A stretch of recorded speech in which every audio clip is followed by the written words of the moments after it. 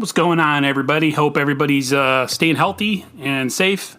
But let's not waste any more time and let's get into what I wanted to talk about.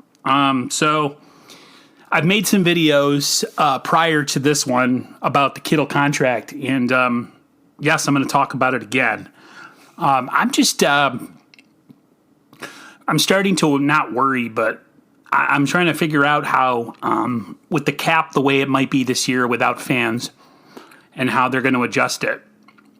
It's amazing that some of these teams that are out there have already made big extensions and offered big contracts to players during an uncertain time where supposedly the 49ers don't have the answer right now of what the money's going to look like as far as cap and all that. I mean, of course it's going to be ridiculously lower without fans.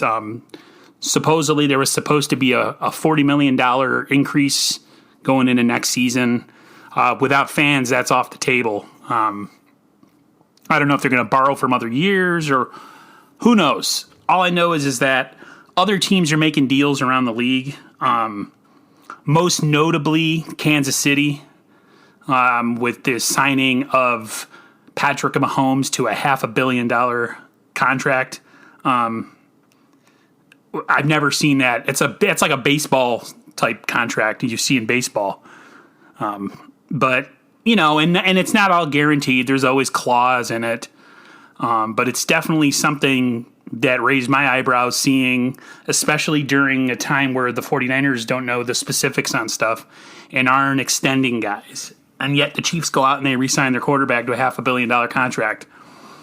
Or you see the Browns offer their star defensive lineman Myles Garrett a 5-year, $125 million contract with $100 million guaranteed.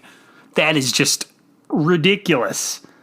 To dedicate that much cap to one player. I know the 49ers are really cap savvy, and Parag Marafe is really good at, making deals that are most of the time team friendly, where there's always outs and clause in the contract and stuff, or maybe they make it performance based, things like that.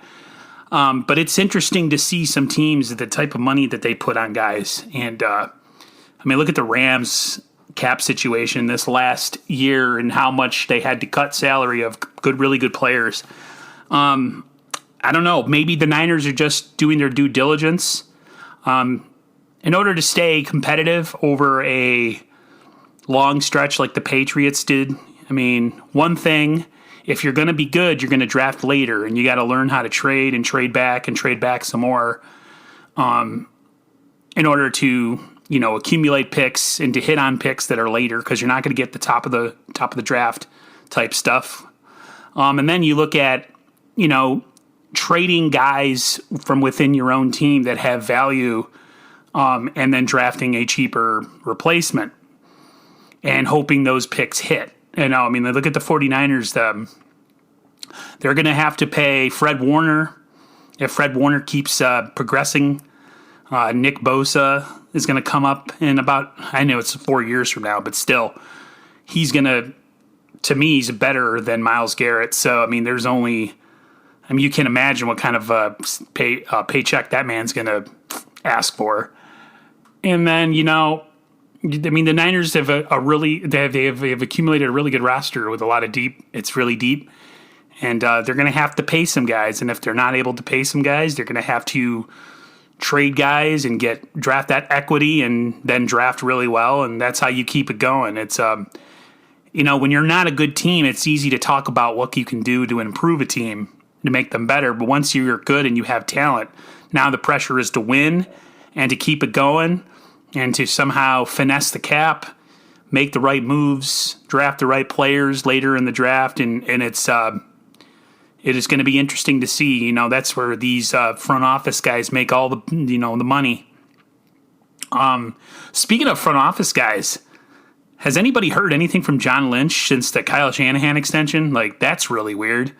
Where has he been? That worries me a little bit. He's usually Mr. Captain America, Mr. Positive. I haven't heard anything from him. in quite a while. Maybe he's working behind the scenes, but it's going to be interesting to see this Kittle contract. There was reports that it was going to be somewhere around almost $20 million.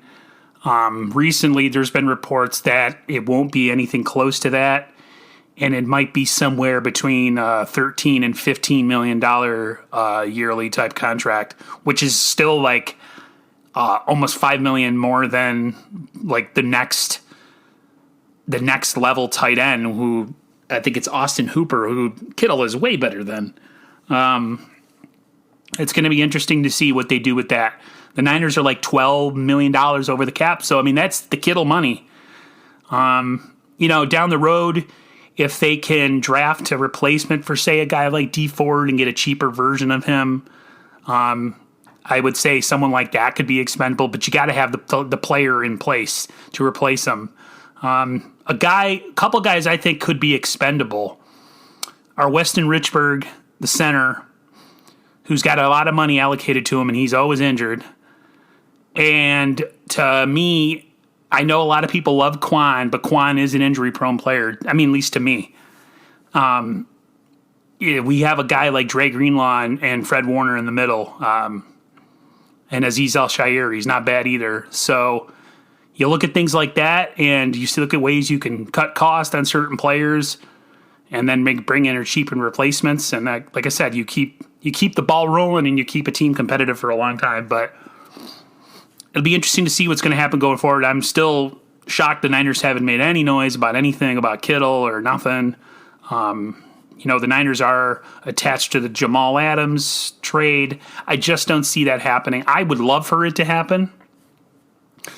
Like I said before, in a perfect situation with next year full of fans as we thought it was going to be before COVID hit, I think that is something that definitely could happen. But you still got to remember if they might want to extend Trent Williams too. So, you can't pay for everybody, and there's got to be some cuts along the way. So it'll be interesting to see. But just thought I'd share my thoughts. If you guys think anything similar or disagree with me, let me know down in the comments. And everybody, I'll talk to you later. See ya.